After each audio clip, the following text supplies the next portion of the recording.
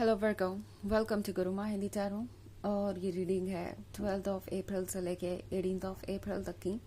तो चलिए देखते हैं आपके लिए क्या मैसेजेस है और आप क्या एक्सपेक्ट कर सकते हैं अपनी लव लाइफ में इस वीक में। Messages for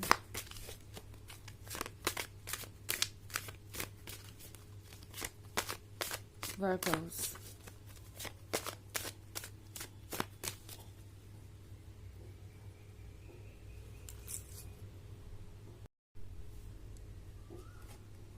Queen of Wands, Two of Chalices, the Battle Wagon, Ace of Adams,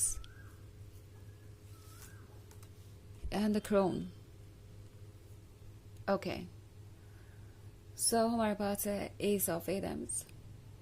लगता है जैसे कि साइलेंस आप दोनों के बीच बहुत बड़ा ऑब्स्टेकल बन गया है और ये ऑब्स्टेकल आपके लिए इसलिए भी चैलेंजिंग है बिकॉज ये ऐसे पॉइंट पे आया है जहाँ पे आप नेक्स्ट स्टेज पे जाने वाले थे। यहाँ 2 ऑफ चैलिसेस का कार्ड है, तो ये हो सकता है एक अच्छी फ्रेंडशिप के बारे में एंड आप इस पर्सन के बहुत क्लोज आ गए थे या बहुत सारा रोमांस, बहुत सारा एक्साइटमेंट मैं देख रही हूँ। आप दोनों ही शायद ये सोच रहे थे कि अब आप नेक्स्ट स्टेज पे जाएंगे and then out of nowhere ये पर्सन बिल्कुल साइलेंट है या वो नहीं कह रहा जो इन्हें कहना चाहिए या जिसकी आपको उम्मीद थी।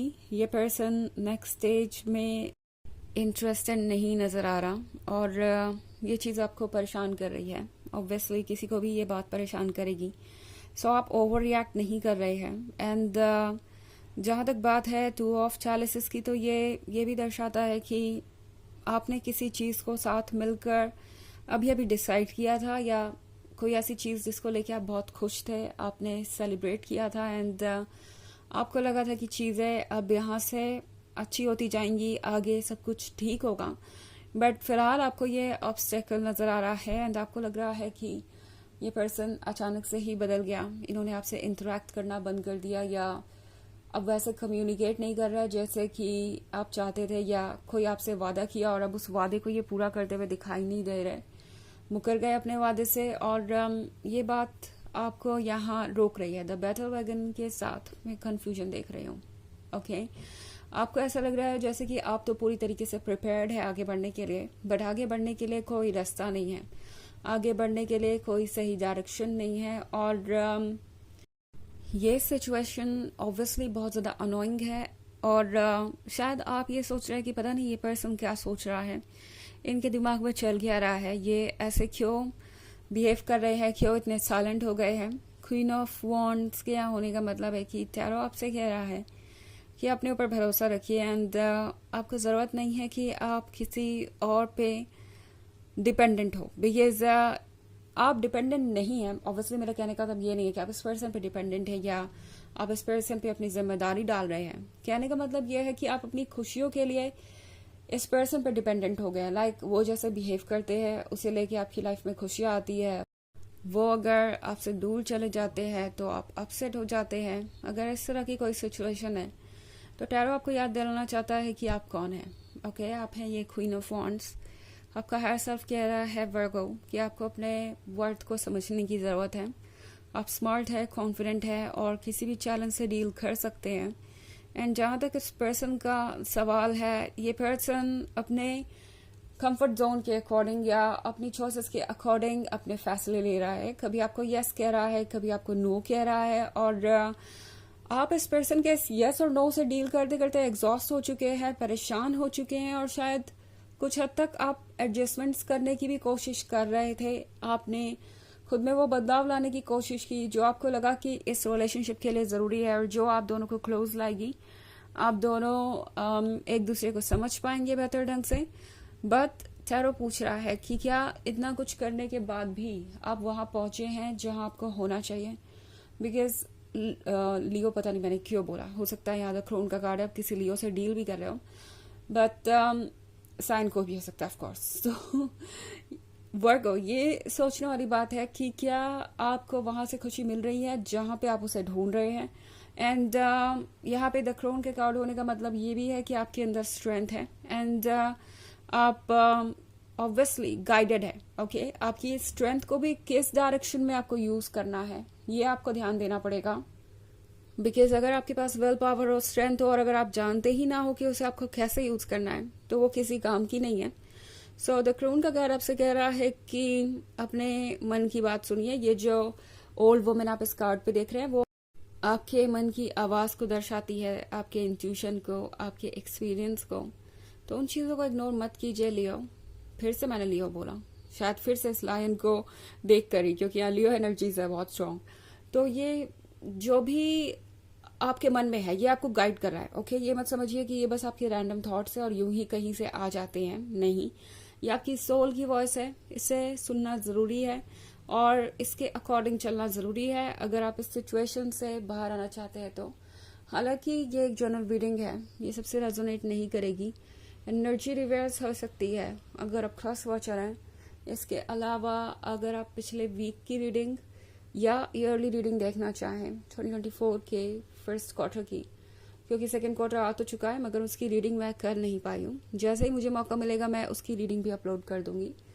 तो वो लिंक्स जिनकी रीडिंग हो चुकी है ऑलरेडी वो आपको डिस्क्रिप्शन बॉक्स में मिल जाएंगे हमेशा की तरह। चलिए आगे बढ़ते हैं और देखते हैं और क्या मैसेजेस है आपके लिए वर्कआउट्स।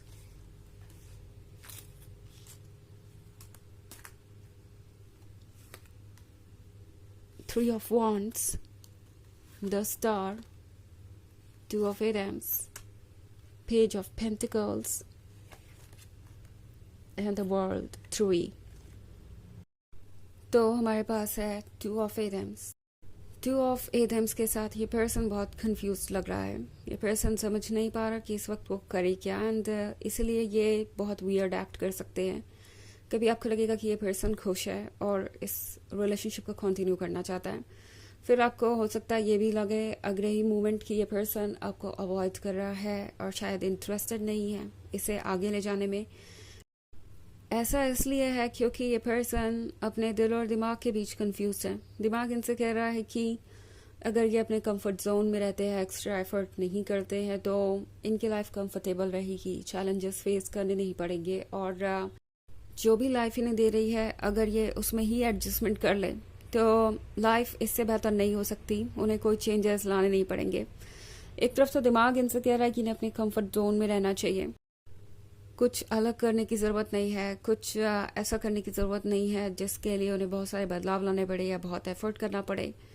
पेज ऑफ पेंटिकल्स के साथ दूसरी तरफ इनका हार्ट इनको ये कह रहा है कि वो आपसे दूर नहीं रह सकते, बिकॉज आप काफ़ी लंबे समय बाद उनकी लाइफ में आए हैं और आपने उन्हें बहुत सारी खुशियाँ दी हैं।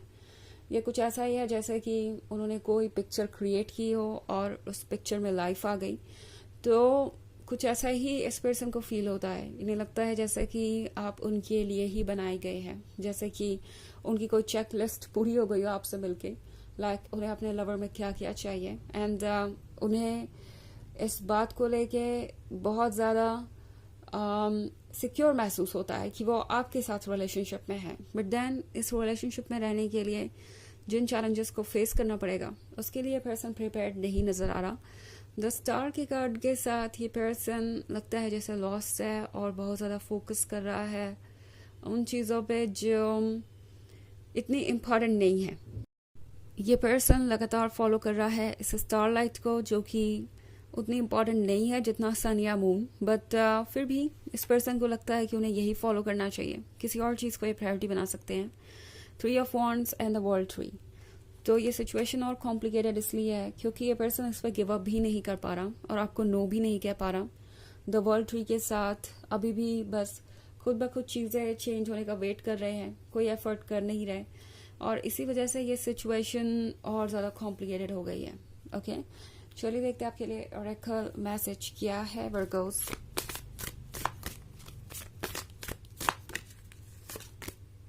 Prophetic dreams. तो जो कुछ भी इस वक्त आप फील कर रहे हैं, आपका इंट्यूशन, आपके ड्रीम्स, सब कुछ इम्पोर्टेंट है एंड उन चीज़ों को इग्नोर मत कीजिए। ड्रीम्स भी आपको बहुत कुछ बताना चाहेंगे। आपके ड्रीम्स एक तरीके से कम्युनिकेशन का जरिया है आपके सोल और आपके बीच, तो उन ड्रीम्स पे फोकस करना ज़रूरी है। ओके, तो ये है रीडिंग इस वीक की। आई होप आपको अच्छी लगी होगी। Thanks for watching. Till next video, bye.